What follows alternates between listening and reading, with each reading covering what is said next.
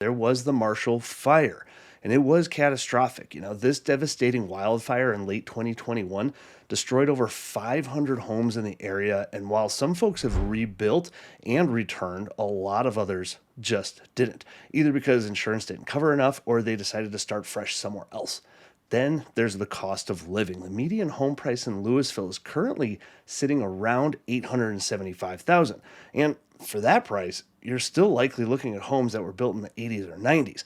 And to give you some ideas, let's just pull up a few examples here, some condos, some single family, and the top end of luxury. So, starting with this condo around 450,000, this is going to be pretty common in the Louisville area.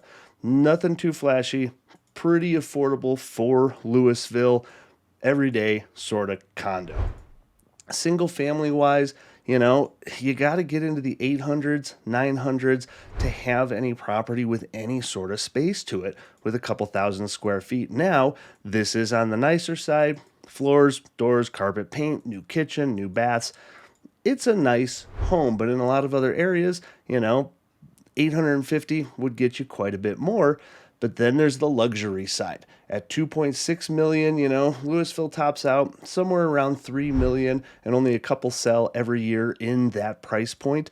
But at 2.6, you've got a new build here on a fair amount of land, and it is a beautiful home. So if you want to be close to Boulder, but maybe you can't afford Boulder, you have some options here in Louisville. This is actually a really lovely home. But for a lot of people, it has priced them out of the market.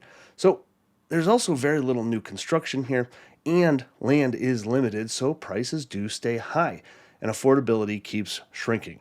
A lot of the people who have left are families and retirees who just couldn't justify the cost anymore when you compare it to places like Erie or Lafayette, which are right next door, and they're getting more square footage, newer homes, and offer better amenities for a lower price.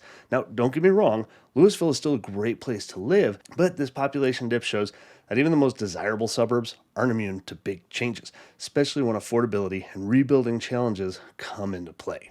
Next up is Boulder.